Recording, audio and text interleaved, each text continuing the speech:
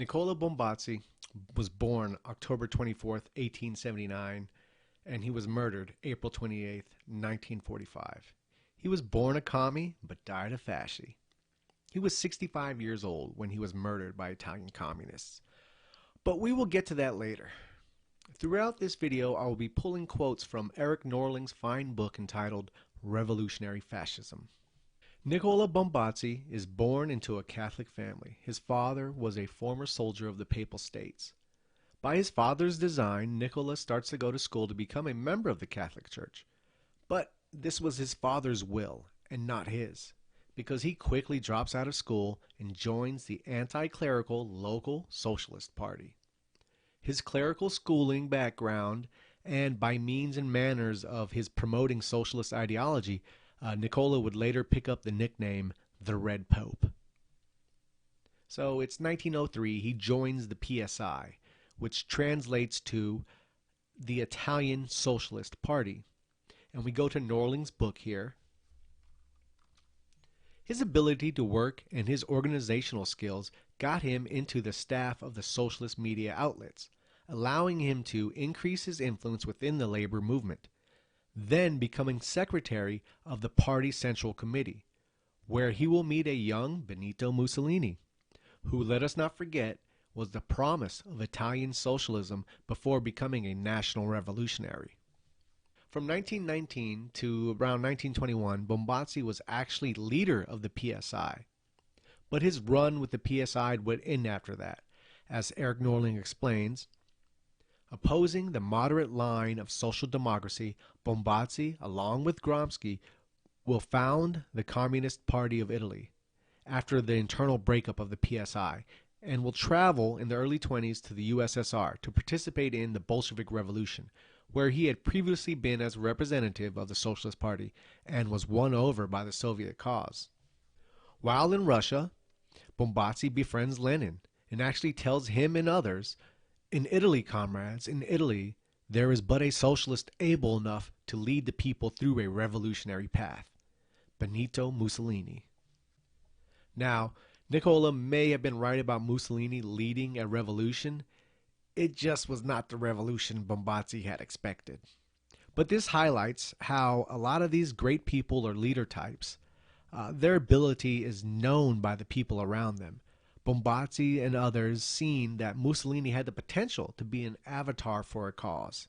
And we see that common theme among these titans of history. It's either that they know themselves that they are, or they know themselves, they have this feeling that they are destined for greatness, or the people around them believe that these individuals have the potential to be great. Back in Italy, Bombacci continues with their newly formed communist groups called the PCI, aka the Italian Communist Party. As leader, Antonio Gramsci was the theorist, Bombacci the organizer. This it resembles kind of like John Adams and Samuel Adams. John Adams, the intellectual, Sam Adams was the rabble-rouser, the organizer. It seems like it's a parallel kind of thing here. Okay, so as leader of the newly created PCI, he becomes the authentic public enemy number one of the Italian bourgeoisie, who nicknames him the Red Pope. Now, around by this time, Mussolini had left the PSI and was now advancing the cause of fascism. Once friends, Bombacci and Mussolini are now pitted against each other. Back to the book. He, Nicola, will brilliantly revalidate his deputy chair, this time in the lists of the new formation, i.e. the communists, while the fascist squads begin to take the streets facing the communist militias in bloody combat. Bombacci will endeavor to stop the march of fascism to power, but he will fail. From the pages of his newspapers, he launches tirades against fascism and claiming the defense of the communist revolution. It is a time when black shirt squads sing irreverent songs such as, "I don't fear Bombacci, with Bombacci's beard we will make brushes to brighten the bald head of Benito Mussolini." So we already see Bombacci, like Mussolini, he's of leader quality, and this is why he's singled out and had songs made about him by the fascist black shirts. A period comes when communism is in full eternal tensions, and Bombacci enters into controversy with his fellow party comrades. Being one of the friction points, the choice between nationalism and internationalism. He has shown nationalist tendencies before. And this was one of the reasons that Mussolini also split from the socialist communist ideal. It was and is the age old disagreement between the socialists, national or international. Bombacci, being a Leninist that he was, which he would remain all his life, saw the Russian Revolution, despite all the Trotsky-ish internationalist rhetoric, remained a largely national revolution, as we have seen since that time too as well. We look at places like China, Cuba, North Korea, all of them adopting quote unquote communism, and all remaining some of the most nationalist countries of the day. Internationalism is, well, we'll dissect that in a bit. Back to revolutionary fascism. Nicola's plight with his own comrades continues. He becomes a fervent defendant of a Italy-USSR approach, most surely speaking in behalf and by instigation of Moscow leaders, but using a national revolutionary language that causes disturbance within the party, who furthermore were already retreating in disarray since the fascist victory. So they're basically telling him, look, you're sounding too much like a fascist here, talking about our nation. It's like, no, there is no nations. It's borderless working people. That's what it's about. And so the fallout happens over that. Bombacci is progressively marginalized within the PCI and condemned to political ostracism. Although he did not cease contacts with some of the Russian leaders and the Russian embassy where he worked at. Besides that, one of his sons lived in the USSR. He sincerely believed in the Bolshevik Revolution, and unlike his Italian comrades, the Russians had a national sense of revolution and never will deny his friendship with the USSR. So that was the end of Bombacci's career as an active communist. But before we continue on with his life, let's go back to that original dispute that caused both Bombacci and Mussolini and countless other socialists to split from the Marxist-styled communism, and that is the question of nationalism versus internationalism. This is still a dividing factor among socialists. I am a quote-unquote socialist who is a nationalist, and there are plenty of socialists out there who, on the other hand, are internationalists. Now, when my outer self hears internationalist and nationalist, my inner self hears Jewish and Gentile. Let me explain why. First, you have international capitalism, which is largely Jewish dominated, and especially the philosophies of the universal market and the worldwide consuming communities. The ideologues promoting these ideas are heavily Jewish. My video on the great Werner Sombart book, The Jews and Modern Capitalism, details the rise of Jewish power in capitalism for any of you doubters out there. On the other side, you have Marxism and its concept of the borderless working man. Now, unlike it's claimed quite frequently online, Marx was not a part of some solely Jewish conspiracy for internationalism. After all, he did write essays damning the Jews. He wrote essays where he said things like, what is the worldly raison d'etre of Jewry? And raison d'etre means the most important reason. The practical necessity of Jewry is self-interest. What is the worldly religion of the Jews? It is the petty haggling of the hawker. What is his worldly god? It is money. The Jews have emancipated themselves in a Jewish fashion. Not only have they mastered the power of money, but with or without Jews, money has become a world power. The Jews have emancipated themselves by turning Christians into Jews. Now, what he's speaking on, you can find in my video on Otto Weininger and the Spiritual Jew. And this is exactly what he's referring to is the spiritual Jew. The Jews have emancipated themselves by turning the Christians into Jews. Not literally, not converting them to Judaism, but if you watch the video You Gentiles and see the innate natural differences between Jews, this is exactly what they're doing. And this is what modernity is. This is at the foundation of modernity as Jewish intellectualism. And in essence, making Gentiles more Jewish, adopt more Jewish values. And this is the lion's share of modernity. And anyone speaking on modernity that does not address the Jewish influence in the largely overproportionate Jewish hand is will never get to the bottom of the problem, and is not addressing the problem intellectually honestly. They're not, and it's either because they're afraid of being called something, or they haven't taken the time to dig into it for themselves and to see for themselves, and they just quickly dismiss it because that's the in vogue thing to do. But let's continue on. Marx also says, money is the most zealous god of Israel, and no other god can compete with him. Money debases all human gods and turns them into goods. Money is the universal value of everything. Now, despite his awareness of the heavy hand of Jewish influence in capitalism, and once again, we don't even need to look to Gentiles about all these things. You can read You Gentiles, written by a Jew.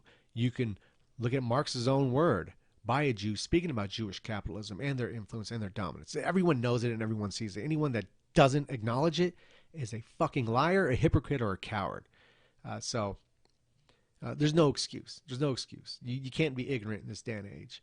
But, well, you can be ignorant in this day and age, but you shouldn't. You should take the time to dig into it.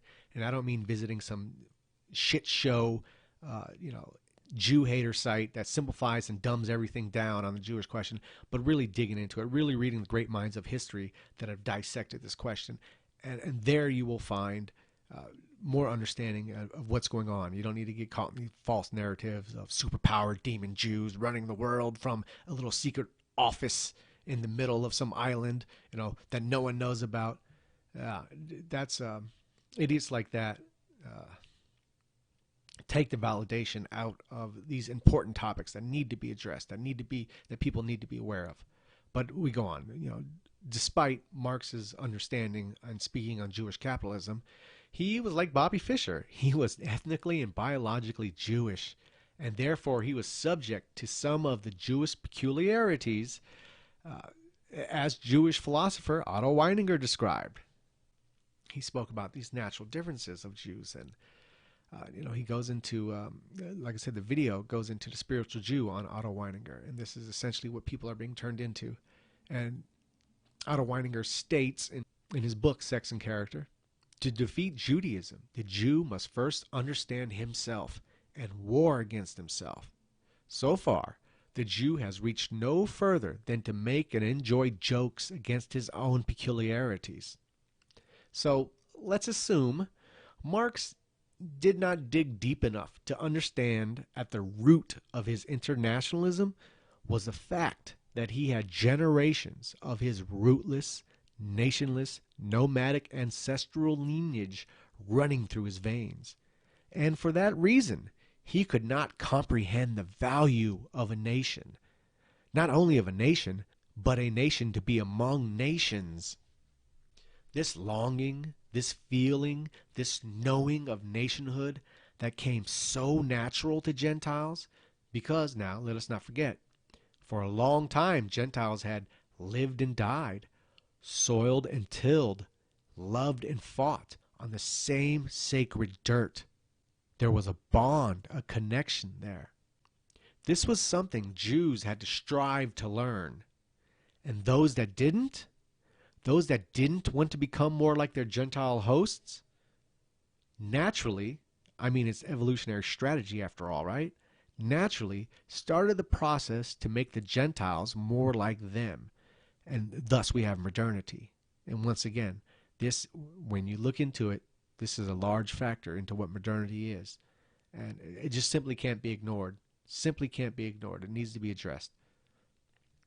The Jewish capitalist and communist intellectuals, and today you can add comedians, entertainers, activists, etc., all the people on that list largely promote the ideal of internationalism and nationless borders. And on top of all those Jews, add the millions, maybe even billions of spiritual Jews running around today that also believe in this silly shit. Oh man, there's no borders. There's man-made lines, man. It's ridiculous, and this is why you even see all people that have adopted quote unquote communism become the most nationalist, because internationalism is a facade. It's something promoted by oligarchies because they want to turn us into a bland, consuming set of people with no roots. So we have no roots. The only way we'll identify ourselves by the products we buy, and this will make them super, super, super happy because it just increases their power and puts us more into servitude.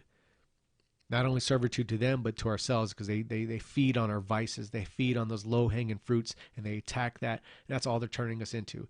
Degenerate fat fucks addicted to porn and, shit food and et cetera, et cetera, et cetera. So this is why you typically see Jews at the spear point of communism and capitalism, and Gentiles at the spear point of fascism and nationalism. It's no coincidence, my friends. It is no coincidence that it goes down like this. And this is exactly where we are today in world politics. Nationalism versus internationalism.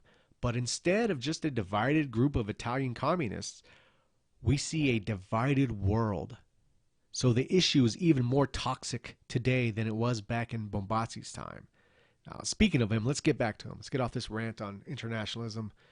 With the expulsion from the party in 1927, Bombacci enters a stage we can qualify as the years of silence that last until 1936, when he launches his magazine called The Truth, culminating in 1943 in a gradual conversion to fascism. Like, he'll officially become fascist in 43. Now, Bombacci's move towards fascism was not a move to improve himself, because he would join when fascism was falling and basically all hope had been lost, but he would still join. He, in fact, asked for no titles or anything of that nature. Bombacci was a true Italian socialist. He was not beholden to these labels of right, left, this or that. He was about what was best for his country and his people, which makes his death at the hands of his own people even that much more tragic. He did not approach the Fascist Party, never signed up for the National Fascist Party despite his acknowledged friendship with Mussolini. He did not accept jobs and neither renounced his communist origins. This is all before 43 he's speaking about. His independence was worth more. However, he became convinced that the state proposed by corporate fascism was the most perfect realization socialism put into practice, a state superior to communism. He never concealed his ideals. In 1936, he was writing in the journal The Truth, confessing his adherence to fascism, but also to communism. Fascism did a great social revolution. Lenin and Mussolini, Soviet and fascist corporate state, Rome and Moscow. Much had to be rectified. Nothing we have to apologize. Because today, as yesterday, we are moved by the same ideal, the triumph of labor. After Lenin died, Stalin started to show the world who he really was. Bombacci went from thinking the USSR and Italy could be allies into knowing they have become enemies, and in turn, he had become a fascist. Bombacci writes in November 1937, "The relationship between the USSR and the democratic countries could only have one explanation that would unmask the whole subject. There is just one reason, frivolous, vulgar, but real. Interest, money, business. Due to that, this former communist could openly declare that we proclaim with a clear conscience that Stalin's Bolshevik Russia has become a colony of international Hebrew Masonic capitalism." The anti-Semitic allusion is not new to Bombacci, nor the socialist theoreticians. From the beginning of the century, as we should not forget that modern anti-Semitism had its most fervorous upholders precisely among the revolutionary doctrines of the late 19th century, where the Jew incarnated the figure of the hated capitalist, and rightfully so. In Bombacci, one does not find a racialist anti-Semitism, but a social one, according to the Mediterranean theories of the Jewish problem, differing from the German or French anti-Semitism. So in other words, Nicola didn't invoke Jewish identity simply because they were different ethnically or racially, but they were different socially, economically, and politically. And that was pretty common among Italian anti-Semitism. It was based around that more than anything else. Now, Italy did later adapt Germany's race laws in regards to Jews, but that was only at Hitler's will over Mussolini, which I think was a great mistake for Italy. I mean, when we look at the Axis powers, they were all a mistake for each other. They made horrible allies. None of them worked in unison. It was a clusterfuck from beginning to end, and it's strange how it worked out that way because they made horrible allies. Japan, Italy, Germany did basically. Germany tried to help Italy, but Italy and Japan hurt Germany so much. It's just I guess it's a topic for another time. It's crazy how all that went down. They were horrible allies. But we continue on. In 1943, shortly before the fall of fascism concluded, Bombacci summarizing his position on a flyer. And we go to that flyer. Which one of the two revolutions, the fascist or the Bolshevik, will leave its mark in the 20th century, going down in history as the creator of a new order of social values at a planetary scale? Which one of the two revolutions has solved the agrarian problem, truly interpreting the peasants' desires and aspirations and the economic and social interest of the national community? Rome has won. Materialist, semi-barbaric Moscow with a totalitarian employer-state capitalism leading its citizens to the utmost misery, the extent industrialization in countries that during the 19th century endured a bourgeoisie capitalist regime process, Moscow completes the capitalist phase. Rome is a different thing. Now, I think what he's getting at here is what is called super capitalism, and that was what the belief of a lot of these communist states would become, that you'd still have these oligarchies like we have today underneath this capital liberal democratic system, but they would be even more totalitarian in these communist states because the oligarchies would dictate through the state and all business would be run through them and all profit through them, and you even have more of a slave wage than you have today because you have the equalization of the masses, which makes the perfect working people. So I think this is what he's getting at, is this ideal of super capitalism, which I think we see in play today as well, going that way. These useful idiots thinking they're protesting a system while they're actually a part of the system. We go on. The Italian monarchy had betrayed Mussolini. They sent him to prison and squashed fascism in Italy. In turn, Hitler would send a group of paratroopers who hang glided in to break Mussolini out of prison. One of the liberating German paratroopers greeted Mussolini with, "Duce, the Fuhrer has sent me to set you free." To which Mussolini replied, "I knew that my friend would not forsake me." Mussolini free again tried to raise fascism in Italy. And this is when Nicola becomes a full-time fascist, as he writes to Mussolini, "Today, more than ever, I am totally on your side. The king's vile betrayal has utterly brought ruin and dishonor upon Italy, but it has liberated thee from the Pluto-monarchic compromises of 1922. People seem to forget that, unlike Hitler in Germany, Mussolini did not have full control of Italy. The king remained atop the food chain in Italy. And what the king did was essentially made Mussolini a glorified prime minister in order to subdue the fascist revolution.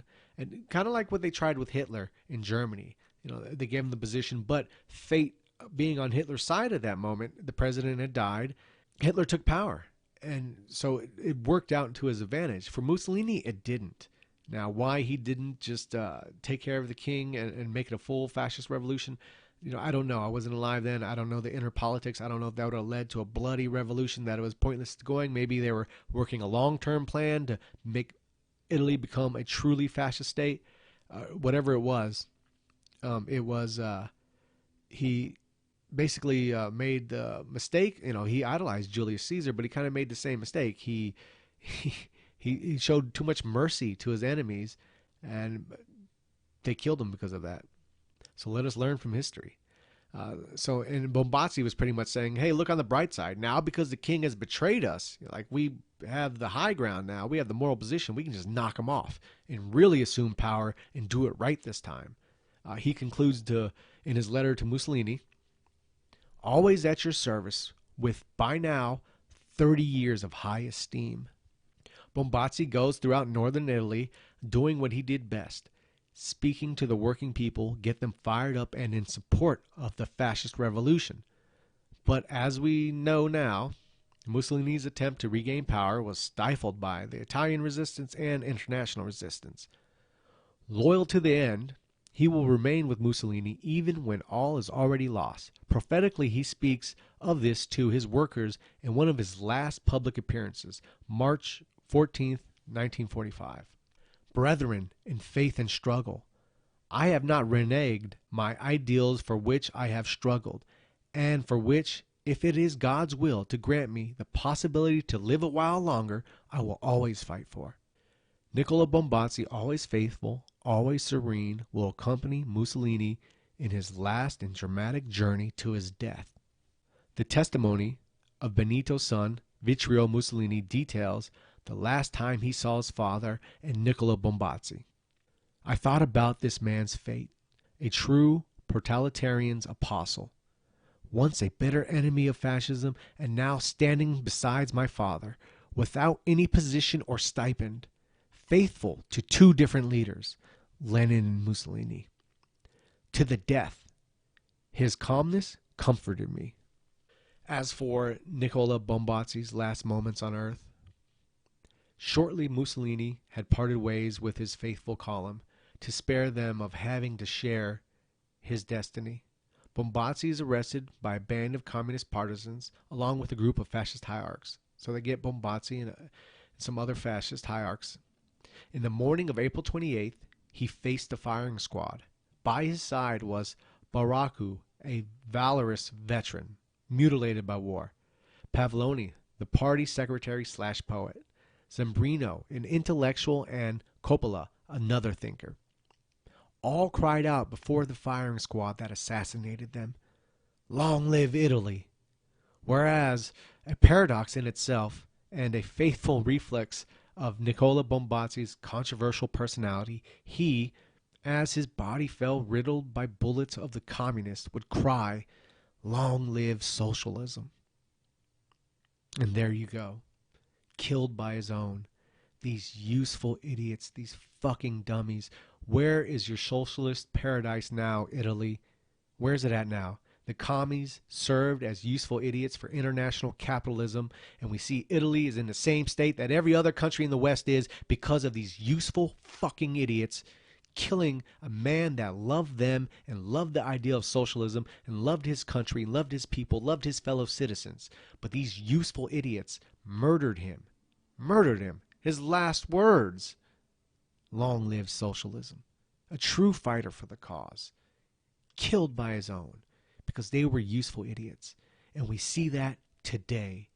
We see the people who hate and attack fascism, a system that would benefit them the most, being useful idiots to international capitalism. That's why it is a us and them. We see today, I see there's, just recently there was some, and we see this with a lot of conservative talk hosts. They'll, especially the female ones, you know, they'll get into it with the liberals and be like, "Oh, we can have different opinions and be friends." There's just example, some little 24-year-old girl that all the grown-up men get their politics from. You know, as disgusting and laughable that is, grown men getting their politics and getting, you know, hyped up over a 24-year-old Barbie. But she goes on to The Daily Show, which is a heavily leftist show that mocks, insults, and attacks everyone like you and me. And they get their kicks off of making fun of us and calling us evil people, dehumanizing us. So it's going to make it easy for them to commit violence against us. If you don't see that's what they're doing, that's what they're fucking doing when they label us these things that have these negative stigmas to it. But anyway, so these people make their living off of dehumanizing and mocking us, and apparently her and her side too, and these conservatives. And they go on there and they have their little, you know, heated debate that gets a lot of social media attraction from both sides, and they either love or hate this little girl now. But then that night, she's having drinks with this motherfucker. And then she's asked about it, saying, "Oh, we can have different opinions and be friends." It was two people having a great conversation. Did you enjoy it? Was it a good conversation though? It's an absolutely great conversation. Okay. You can be friends with people you disagree with. It's okay. Interesting. No, no, no, no, no, no, no, no, no. Not when they're trying to kill our way of life. Not when they're trying to destroy our children's future. Not when they're destroying our country. You cannot be fucking friends because you'll end up like Nicola Bombacci, shot to death by your own brethren because they were served as useful idiots for international capitalism. Fuck that. Fuck that. There is no friends. It's us versus them. And that's what this awakening is coming from. That's why we invoke the name of people like Nicola Bombacci, because we cannot forget. We cannot forget these honorable people that sacrificed and died. And we cannot lax on our morals and show weakness when we've seen what happened to so many great men throughout history. It's a betrayal to their memory and their sacrifice. Where is your socialist paradise now, Italy? Where is it, you useful idiot communist that killed your own brethren in the service of international finance? That's who you fought for. Let that sink in.